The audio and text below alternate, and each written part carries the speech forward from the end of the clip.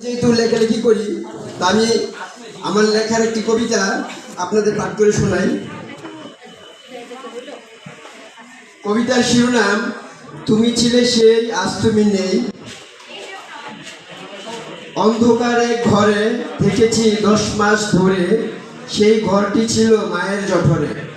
ছোট্ট এই শিশু জন্ম নেওয়ার পরে মাই সব কিছু করে। ঘুমিয়েছি মায়ের বুকেতে, জীবন পেয়েছি বুকের অন্যতে। চোখে জল দেখলেই চোখ মুছে দিত মা, বোকা শোনা বলে বলতো আর কাঁদিস না।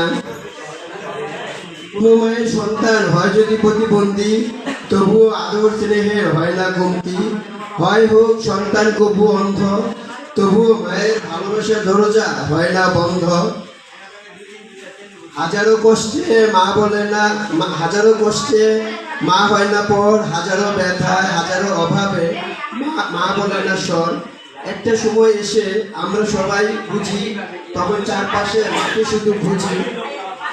হাজারো মানুষের ভিড়ে মাকে মনে পড়ে, তখন মুখ থেকে একটি কথায় বের হয়ে আসে, মা তুমি ছিলে সেই আজ তুমি নেই। ধন্যবাদ সবাইকে।